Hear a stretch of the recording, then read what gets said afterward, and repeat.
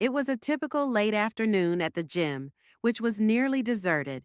I wasn't there to build muscle or pursue any objectives I had always enjoyed that time of day, when the sun poured amber through the high windows and made the place feel more like a sanctuary than a building of mirrors and perspiration. It was just routine, a place to escape the quiet of my flat and the echo of a breakup that still lingered more than I'd like to admit.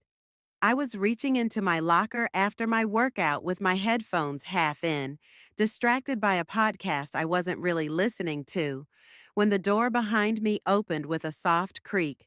I turned expecting one of the regulars, but she was there for a moment, and we just stared at each other. She froze, and I did too, not out of shock but curiosity. She wasn't panicking or flustered. Instead, she laughed softly, a warm velvet kind of laugh that made the walls feel a little less sterile. "Oh," she smiled, "wrong room. You look like someone who could use a laugh," she said as she turned to go. I chuckled despite myself. "Guess it's that obvious only to someone who's been there," she said. "Carry on, young man. Pretend I was never here."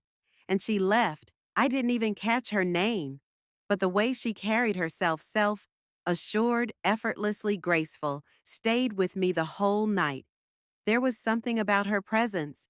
It wasn't just her confidence or the unusual setting of our first encounter. It was how natural it felt, how completely unbothered she was by what could have been awkward. She wasn't embarrassed. She was amused and oddly enough comforting over dinner. That night I realized I was still thinking about her, not in any fantasy-like way, more like a melody I couldn't place, but kept humming something about her voice, her energy, the way she looked at me like I wasn't invisible. I'd gotten used to being unseen lately. I wondered if I'd see her again. Maybe she was just a one-time visitor, someone from a different world who accidentally stepped into mine. But there was a flicker of hope I didn't want to admit even to myself. I didn't know what I expected. Maybe nothing. Maybe everything. All I knew was that for the first time in months, something had pulled me out of my numbness. A moment, brief, strange, and entirely unplanned, had cracked something open, and when I lay in bed that night, eyes on the ceiling, the gym felt far away, but her laughter was still there, echoing in my ears, like a reminder that the unexpected is often just the beginning. She returned 2 days later, this time in the yoga studio, barefoot standing in the corner, like she belonged there.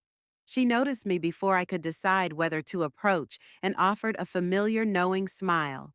It wasn't the kind of smile people give strangers, it was the kind that made you feel remembered. "I promise I know which room is which today," she said lightly, stretching. "Elena," she added, holding out her hand, "you looked like someone who needed a friend the other day." I introduced myself. There was no awkwardness, no forced small talk. She was different from anyone I'd ever met. She didn't ask the usual questions.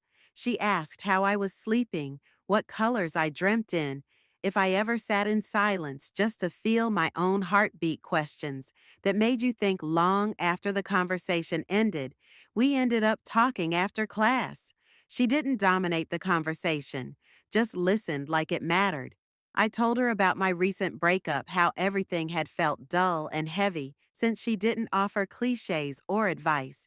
She nodded slowly like she understood from experience. Then she told me her husband died 8 years ago. Cancer, quick and cruel. I thought I'd never laugh again. She said, then, one day, I did. It shocked me. I asked her if it still hurt. "Some days," she said, "but now the memories feel more like warm rooms I can step into when I need comfort." That sentence stayed with me. She wasn't trying to be poetic. That's just how she spoke, like life had taught her a language most people hadn't learned yet. We started seeing each other often, not by plan, just rhythm sometimes in passing. Sometimes we'd sit and talk for an hour. It became a part of my week I looked forward to. Even though I didn't understand what it meant, there was something disarming about her presence. She didn't dress to impress, didn't try to look younger, but she moved with this quiet elegance that pulled me in. Her laugh made people turn. Her eyes always looked like they were holding on to a secret. The connection felt real, but I couldn't explain it to anyone, not even to myself. She was older than my mother, and yet when I talked to her, I forgot about numbers. I just felt seen, understood, not judged. That was rare at night. I'd catch myself replaying our conversations, not the content, but the feeling they left behind, like warmth in cold water. I didn't know what I was stepping into, but I didn't want to walk away. There was no flirtation, no implied promises, just a growing closeness that felt too meaningful to ignore. I knew people would question it if they knew, but I also knew those people had never stood in front of someone who made them feel whole without even trying, and that's what she did. Every time we agreed to meet outside the gym, it wasn't planned like a date, just a shared interest in an art exhibit she mentioned, and I asked about. She picked the place, a small gallery tucked behind a bookstore downtown. I arrived first unsure of how to act, what this was becoming. But the moment she walked in calm and unhurried, any anxiety dissolved. She greeted me like we'd done this 100 times before. Inside, we moved slowly through the paintings. She didn't talk much, just pointed at certain pieces, tilted her head, smiled softly. Her eyes lingered longer than mine, like she wasn't just looking. She was remembering something the canvas reminded her of. I watched her more than I did. The art, the way she moved, felt like poetry. I couldn't read yet, but knew was beautiful afterwards.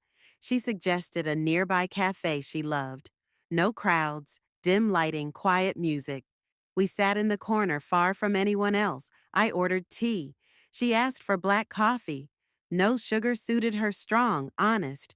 No need for sweetness to make it easier to take talk, not about love or loss, but about little things. What color silence feels like. Why she never liked the word forever. Her voice had a way of slowing down time, and I forgot to check my phone. The world shrank to just that table. The two cups and her soft, amused eyes were always searching. At one point, she reached across and lightly touched my hand for a few seconds. Her fingers were cool but steady, and she didn't say anything because that moment held everything. Words couldn't stop my heart from skipping, and I didn't pull away anything that night. When I walked home in the raincoat unzipped and didn't bother to hurry, it felt like wisdom to realize that I'd been trying to define something that didn't need a label. All I cared about was how she made me feel when I was around her. Like I mattered, like I was more than what I'd been dragging behind me for months. What we had wasn't traditional, but it was real. It wasn't about lust or fantasy. It was about comfort, truth, and something deeper, something I hadn't found with anyone my age. I didn't know what this would become. I didn't need to. All I knew was that something rare had found me when I wasn't looking, and I wasn't going to push it away because it didn't fit inside someone else's box. She didn't just surprise me in a changing room, she changed the way I saw connection, the way I understood closeness, and without even meaning to. She gave me back a version of myself I thought was gone. We never gave it a name, no declarations, no defining moment, just became a rhythm.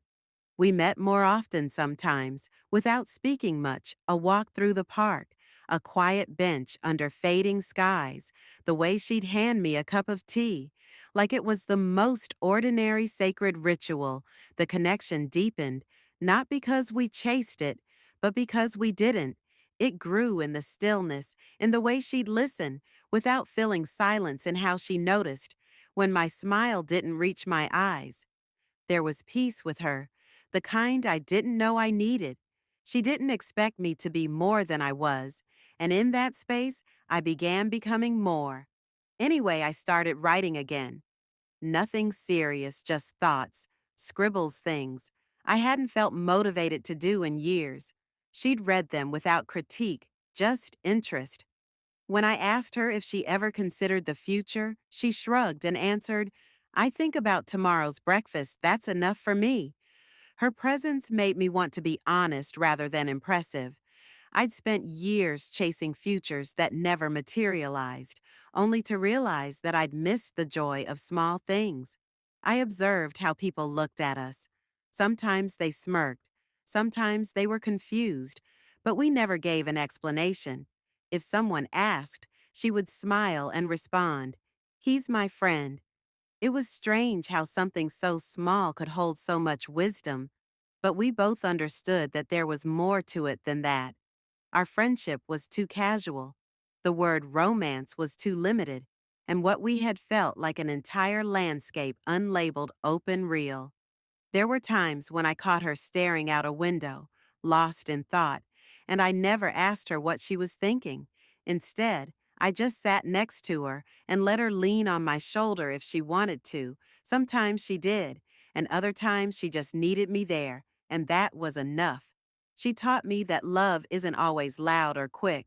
Sometimes it's quiet, deliberate, and slow burning. She demonstrated to me that love might be a warm, steady fireplace that you construct gradually and deliberately, despite the world's constant attempts to make it look like a movie with unexpected dramatic pyrotechnics. Time didn't seem to matter as the months went by. Instead of counting days or anniversaries, we tallied late night conversations and shared books.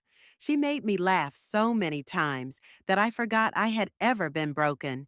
She wasn't a chapter in my story. Rather, she was the reason I started writing again.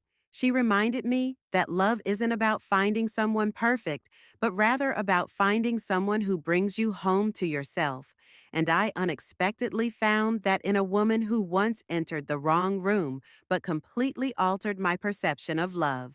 Her final words to me before I left town for a job opportunity were simple. Don't chase what shines. Stay close to what warms you. Carry that with me still.